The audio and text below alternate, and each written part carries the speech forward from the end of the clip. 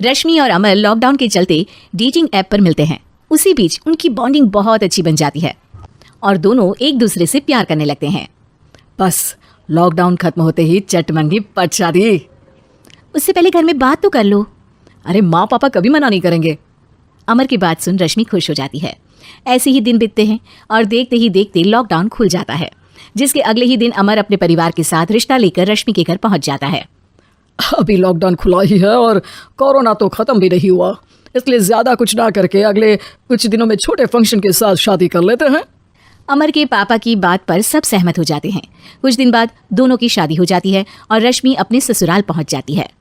बेटा, शादी तो तूने अपनी मर्जी से कर ली, लेकिन बहू को बोल देना इस घर में हुक्म मेरा ही चलेगा, इसलिए अपना राज जमाने की कोशिश भी ना करें।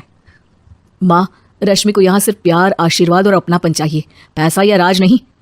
बेटी की बात पर सास मुंह बनाए वहां से चली जाती है और अब वो हर रोज रश्मि को परेशान करना और ताने देना शुरू कर देती है।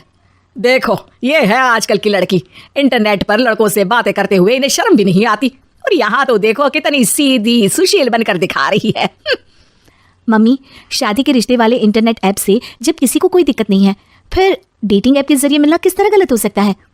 रश्मि के डेटिंग ऐप वाली बात सुन उसकी हैरान सास तुरंत तुनक कर पूरे घर को सिर पर उठा लेती है, जिसकी आवाज सुन अमर और उसके पापा भी वहां आ जाते हैं। हाय मेरी माता, इतना बड़ा झूठ! डेटिंग ऐप को इंटरनेट के जरिए मिली है बोलकर इस कलमुही को मेरे सर ला बिठा दिया। अरे नास पिटी, तुझे जरा भी शर्म नहीं आई?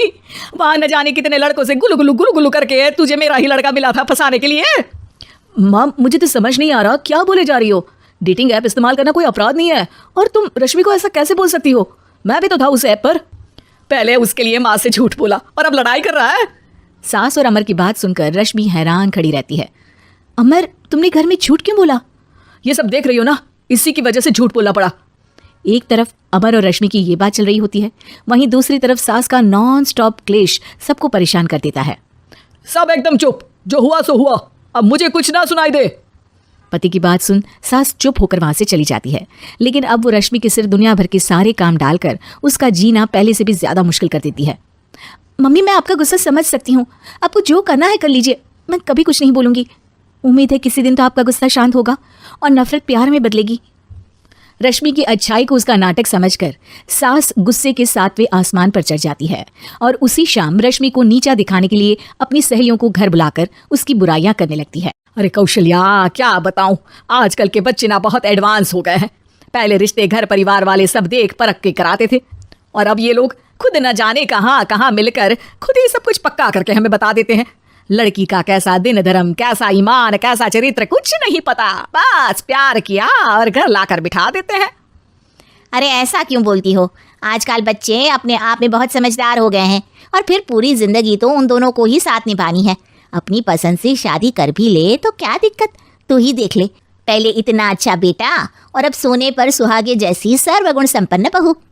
और पता है, अभी कुछ दिन पहले मेरी बेटी ने मुझे डेटिंग ऐप के बारे में बताया, जहाँ लड़का लड़की अपनी पसंद से अपने आप एक दूसरे को चुन लेते हैं, और फिर अगर सब सही रहता है तो बात आगे भी बढ़ जाती है।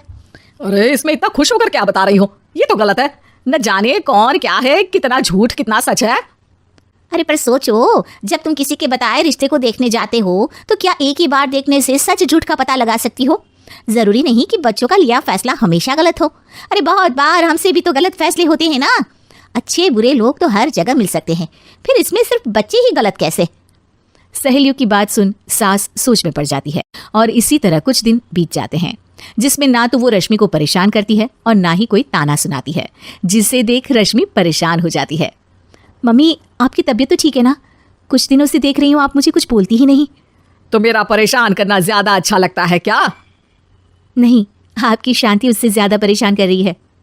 शांति इसलिए है क्योंकि मुझे एहसास हो गया है कि गलत तुम लोग नहीं, मेरी सोच है।